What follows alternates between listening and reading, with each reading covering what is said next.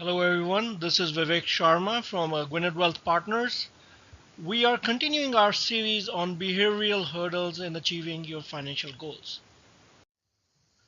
Previously, we talked about financial inertia or tendency to do nothing about one's financial situation.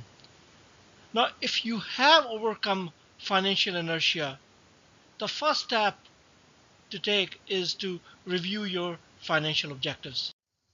Which brings us to our second hurdle, which is lack of objectives. Today we will try to answer some of the questions, starting with what are objectives? Why are objectives important? Why do we lack objectives? What are the negative consequences of lack of objectives? And how do we overcome them? Let us begin by defining what an objective is. The textbook definition of an objective is that it's a desired outcome of a person's ambition or effort. The problem with that definition is that it's really hard to measure a person's ambition or effort, and even harder to figure out how it aligns with the desired outcome. The quantification of the objective is really important when it comes to financial objectives. So a definition of a financial objective is that it's a realistic quantitative measure of a person's desire. But a really smart financial objective needs to have few more attributes.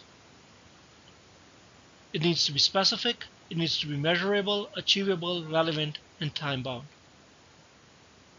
For example, let's assume you want to finance 4 years of kids' education. Your child is probably 80 years old right now. So you can make the objective specific by saying that I'm going to fund 4 years of my 80-year-old child's education in a private college. That's very specific. You can make it measurable by figuring out how much it'll cost. Let's say $300,000 in this case. Now you can figure out whether it's achievable or not by doing some math. Assuming an 8% return for 10 years, you know that you need to save about $20,700 per year to achieve that goal. Not every given time you got to make sure that it's relevant, that the kid still wants to go to college, and the kid doesn't get any scholarship. And of course it has to be time bound. You have about 10 years to achieve that goal. So why are financial objectives important? There are four reasons. First, they help us quantify our desired outcomes. Second, they help us provide a trajectory that we can follow to achieve those outcomes. Third, they help us identify risks we might face along the way. And finally, they help us monitor the progress at any given time. So what are the signs that you might be lacking financial objectives? I've outlined four here. First being that you have an undefined wish list. You have some idea about what you want to achieve, but you haven't put it in numbers and plans. Second, your approach to investment may be a shotgun approach. What I mean by that is that you're throwing money in different directions, hoping something will happen. Third, you might be risk oblivious. You may not be aware of the level of risk you're taking to achieve a certain return. Finally, there could be a performance mismatch in your portfolio.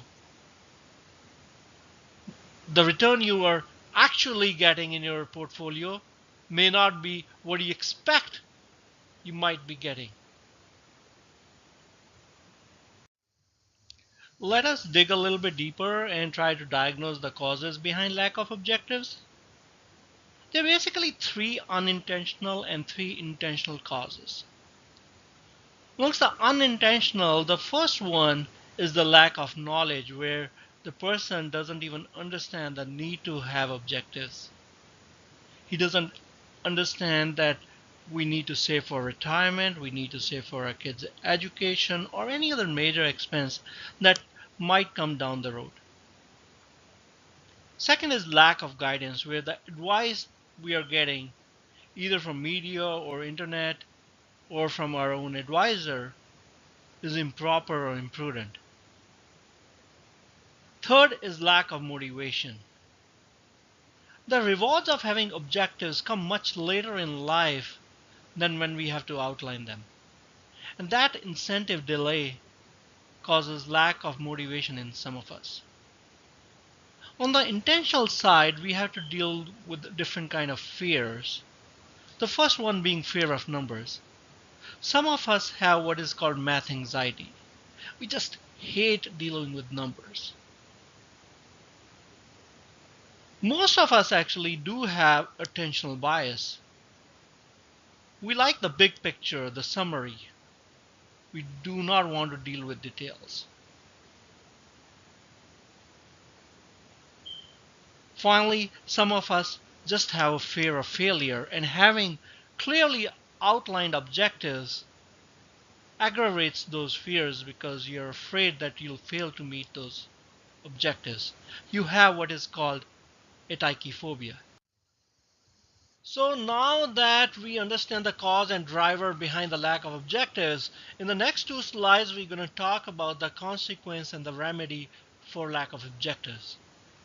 Starting with unintentional lack of objectives, first one being the lack of knowledge, which is driven by ignorance of needs. The major consequence of that is that you have insufficient savings and growth. And there is really no other remedy but to educate yourself. You have to go and attend seminars, read literature, and whatever way possible, educate yourself about your financial life. When you have lack of guidance driven by imprudence of advice, the consequence is that your decision making is poor. And the remedy is that you have to seek competence. You have to be able to distinguish between advisors who are salespeople or brokers versus those who give advice in your best interest. You have to look at their designations, look at their ethics. Finally, for the lack of motivation, which is caused by incentive delay, the consequence is loss of time. And the remedy is that you have to start early. It's never too early to start. So overall, unintentional lack of objectives lead to investment shortfall. And in all cases, they require some effort on your part to alleviate it. Next, let's look at the consequences and remedy for intentional lack of objectives. The first one being fear of numbers driven by math anxiety. Now, for most of the people who do have math anxiety and recognize that they have fear of numbers, they have a very simple solution to deal with it. It's called delegation. They delegate any activity that requires dealing with numbers to accountants and financial advisors and let them do the taxes or financial planning. Now, those who do not delegate, the major consequence for them is they end up chasing one number they understand, which is the return. So they think that just because Bitcoin did 10,000% last year, it makes a great investment. And of course, they end up losing money. And remedy for that kind of behavior is basically to trust allocation models and stay with them for the duration of your investment objectives.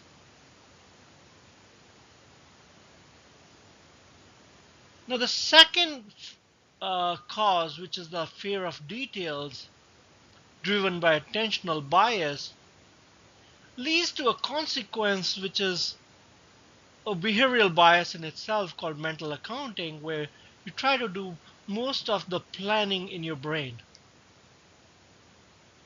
Now we'll deal with mental accounting separately in a different segment, but just for the purpose of this talk, one of the remedy for mental accounting is to do goal-based investment,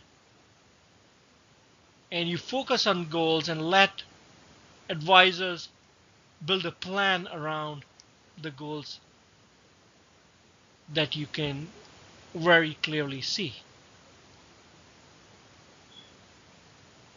Finally, for the fear of failure, the major consequences that you cannot handle short-term losses.